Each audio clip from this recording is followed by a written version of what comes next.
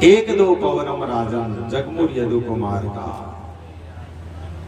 एक बार की बात, भगवान अपने सभी पुत्र पौत्रों के सहित एक विशाल उपवन में पहुंचे। बहुत बड़ा उपवन। देखिए, मैंने कहा ने संतति को जन्म अवश्य दीजिए। हम लौकिक प्राणी हैं, संतान को जन्म देना चाहिए, लेकिन समय समय पर उनको संस्कार भी सिखाने चाहिए। विद्यालय के भरोसे कभी नहीं छोड़ना चाहिए।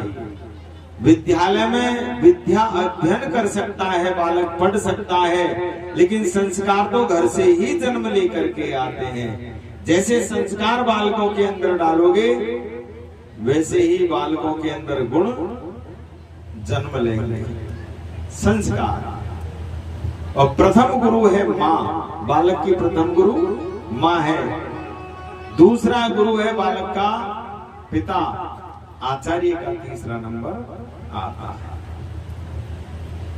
भगवान इतने बड़े परिवार के साथ में रह रहे हैं, लेकिन समय समय पर मेरे प्रभु अपने बालकों को शिक्षा दीक्षा भी प्रदान करते हैं समय समय पर।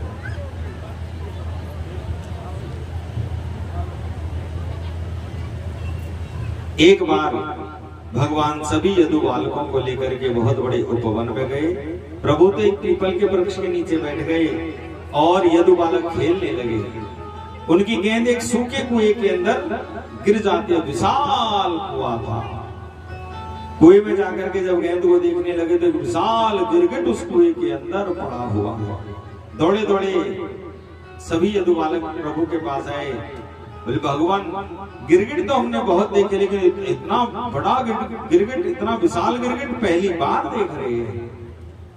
भगवान गए, सभी यदु बालकों से कहा, इसको बाहर निकालो।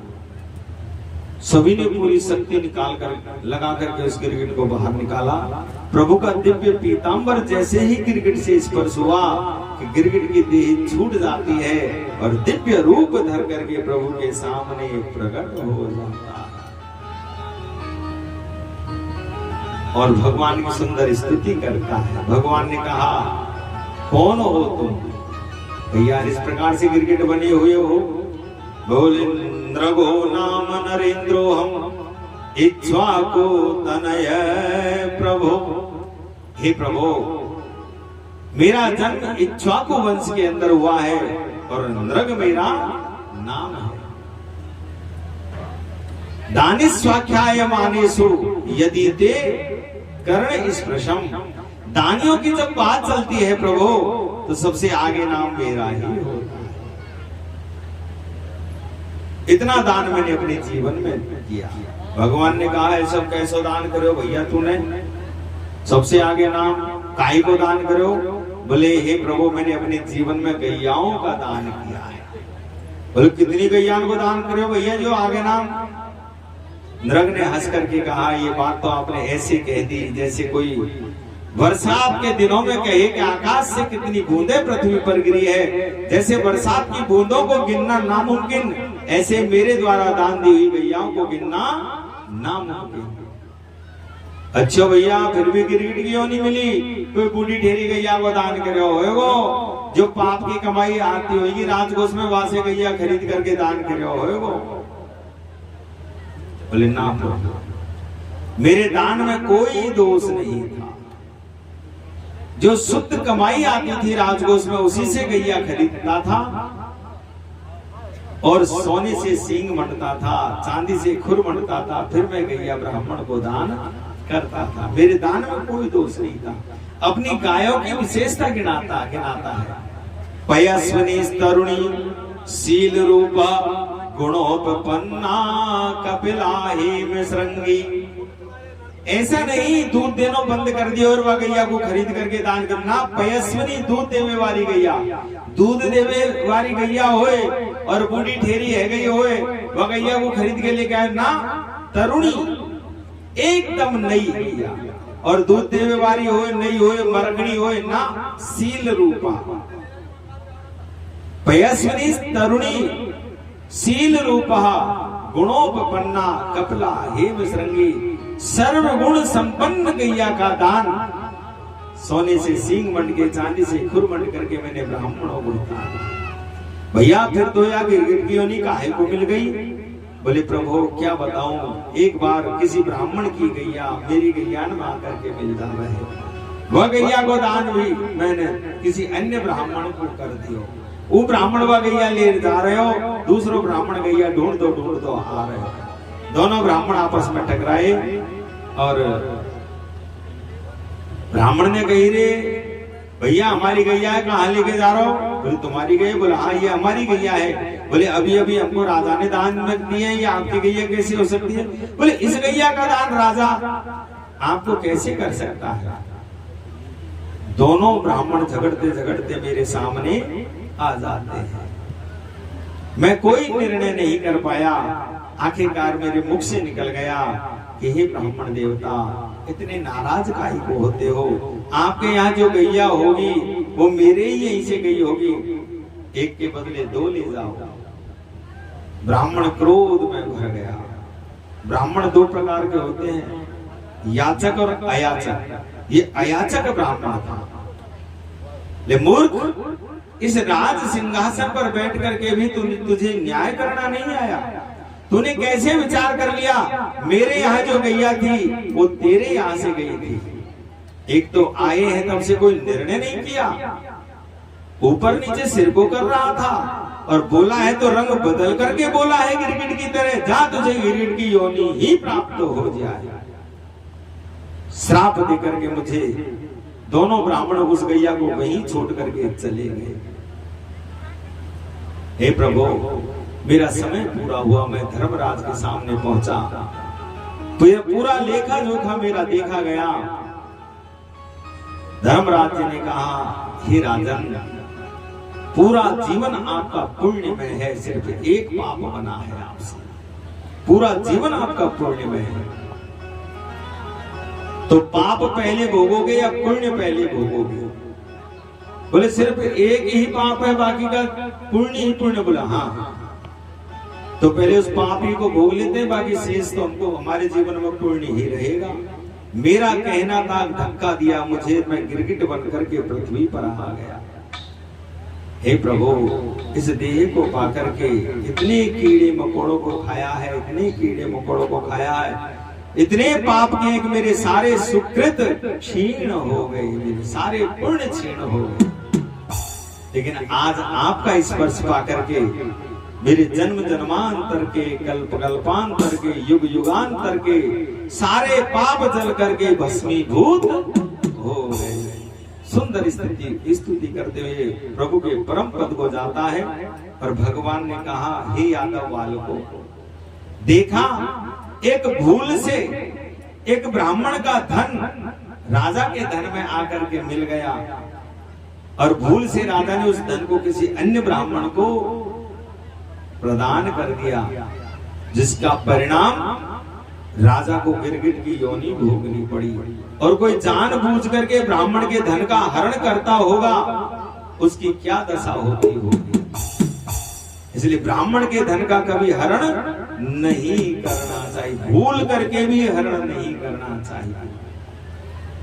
भगवान स्वयं अपने श्रीमुख से भागवत में कहते हैं, कोई मेरा भक्त जलती हुई अग्नि में गिर जाए, कोई मेरा भक्त विष के कुएं में गिर जाए, कोई मेरा भक्त घोर पाप में पंग हो जाए, मैं अपने उस भक्त को वहां से भी बचा करके ले आऊं।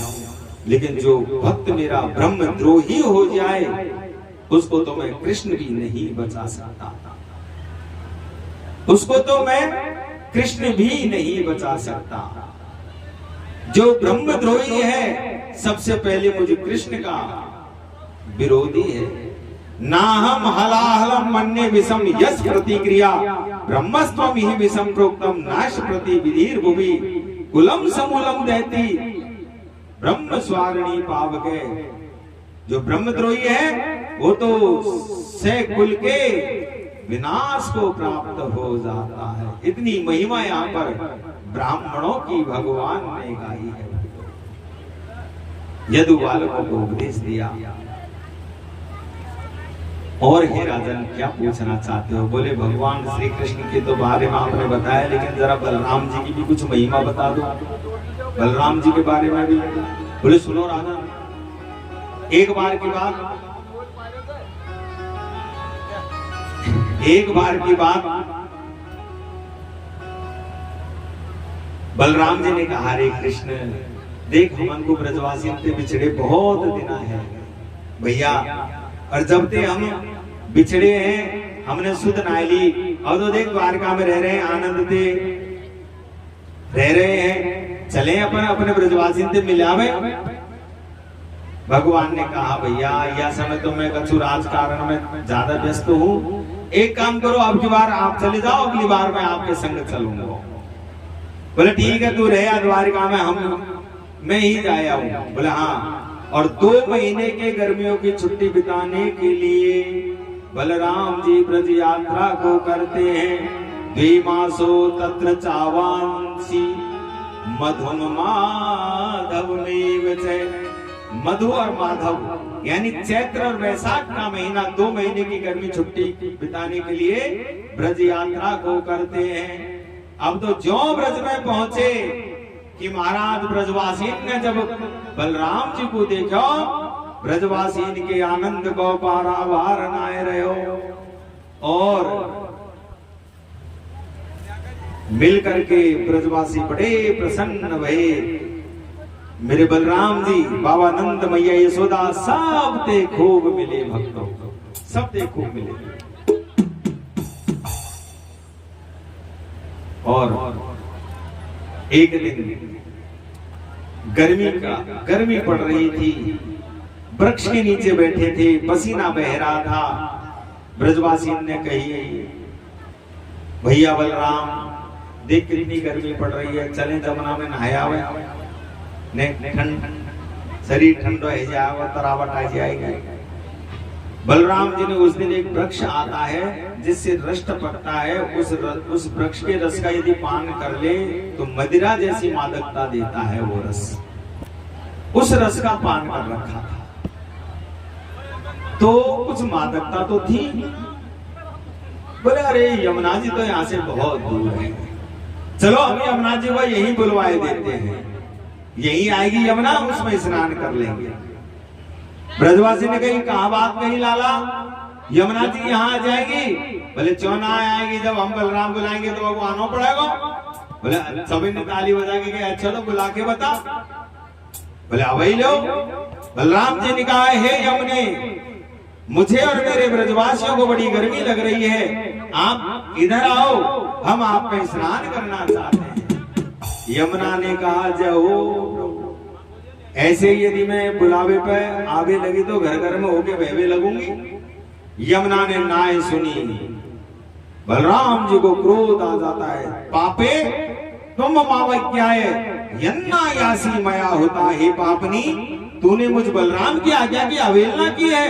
अभी बताता हूँ बलराम कौन है, तेरे खंड खंड कर दूंगा, पृथ्वी से तेरा अस्तित्व ही नष्ट कर दूंगा। और आवाहन किया हल को पृथ्वी में गाड़ करके जो यमुना का आकर्षण किया, यमुना कांप जाती है। राम राम महाबाहो ने जाने तब विक्रमा, हे राम हे बलराम, हम आपके बल और पराक्रम को समझ नहीं पाए, हमारे अपराध को क्षमा करो। हे राजन, भगवान बलराम के आकर्षण के कारण यमुना की वक्र गति हो गई वृंदावन में। आज भी जाकर के दर्शन कर सकते हो, बलराम के बल और पराक्रम को यमुना जी बताती हैं। सब जगह सीधी बह रही है, लेकिन वृंदावन में ऐसे टेढ़ी मेढ़ी धार में यमुना जी बह रही है। वक्र गति हो गई वृंदावन के अंदर यमुना जी की। इतना बल और पराक्रम श्री बलराम जी की भुजाओं में।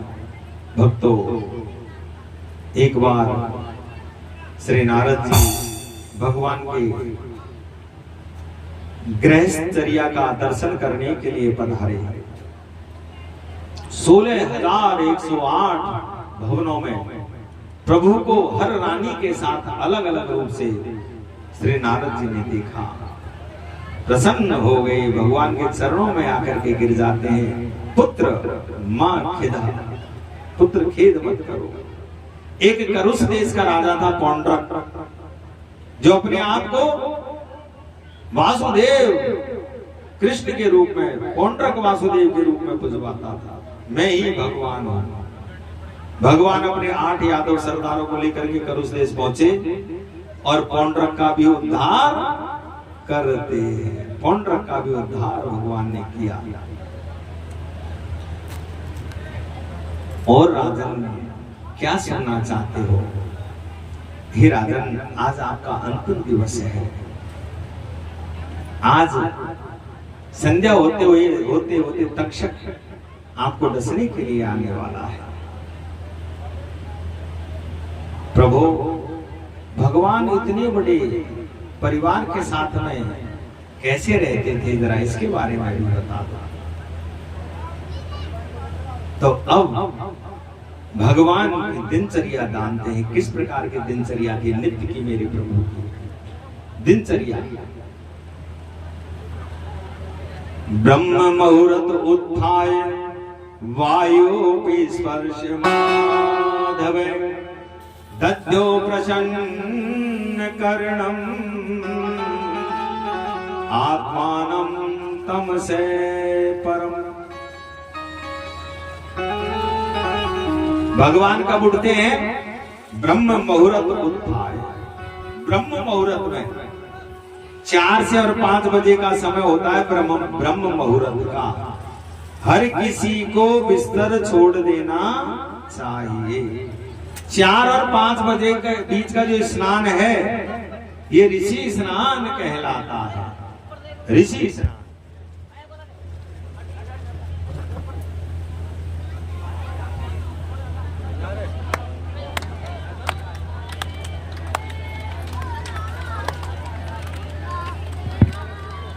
आ गई भैया, आ गई। अच्छा, यहीं पर 3-4 लाइनें जोड़ रखी होगी। बहुत बढ़िया। भक्तों, 4 और 5 बजे के बीच का स्नान क्या कहलाता है? ऋषि स्नान। और सूर्य उदय से पहले का स्नान मानव स्नान कहलाता है। और सूर्य उदय के बाद का स्नान राक्षस स्नान कहलाता है। कैसे स्नान करो आप सब? कौन से स्नान में हो? राक्षस में?